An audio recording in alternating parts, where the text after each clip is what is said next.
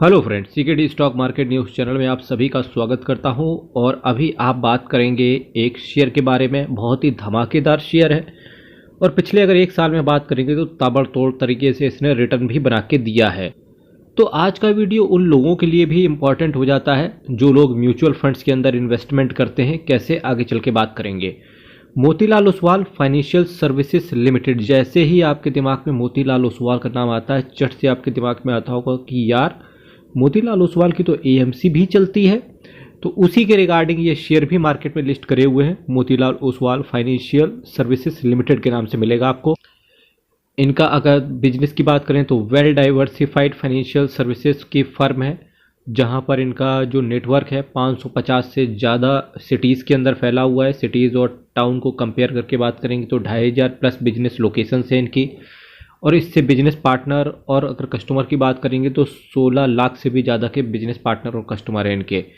Market cap की बात करेंगे 61,635 करोड़ का इनका मार्केट कैप है। रिटर्न की बात देखिए तो आप 226 से लगा के 1064 तक का ऑलमोस्ट कंपनी ये अपने 5 गुना हो चुकी है। करीब करीब कंपनी ने 400% से ऊपर का रिटर्न बना के ऑलरेडी इन्वेस्टर्स की पॉकेट में डाल दिया है। स्टॉक के पीई की बात करेंगे तो वैल्यूएशन अभी भी इसका अट्रैक्टिव है। बुक वैल्यू की बात करेंगे 147 का है, तो बुक वैल्यू से ऑलमोस्ट आपको 9 गुना ऊपर मिल रही है, तो थोड़ा सा कॉशियस रहने की भी ज़रूरत है।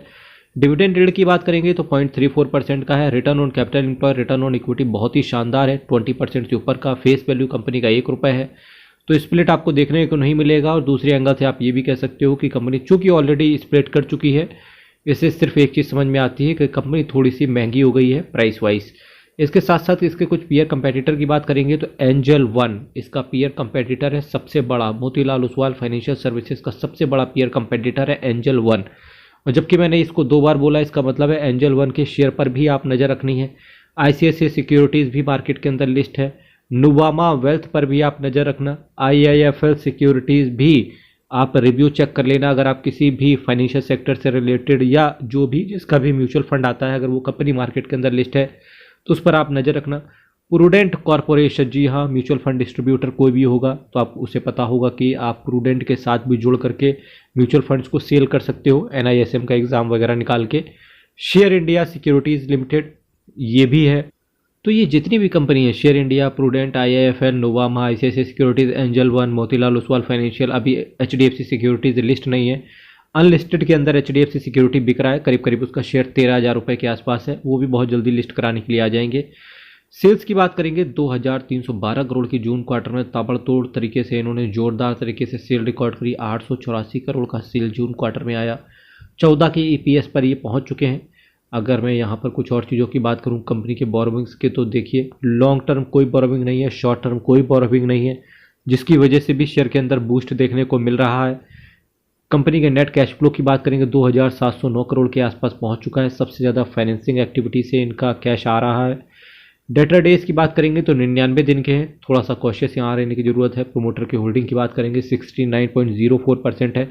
जून क्वार्टर के अंदर प्रोमोटर्स ने जून क्वार्टर में प्रोमोटर ने थोड़े से स्टेक को कम किया है। तो भाई एक बात बताओ, कंपनी ऑलरेडी 400% भाग चुकी है, तो क्यों ना कंपनी चूंकि ऑलरेडी 400% से ऊपर का रिटर्न बना के दे चुकी है, तो प्रोमोटर भी क्यों ना मजे लें। इसी वजह से उन्होंने भी थोड़ा सा प्रॉफिट बुक किया है।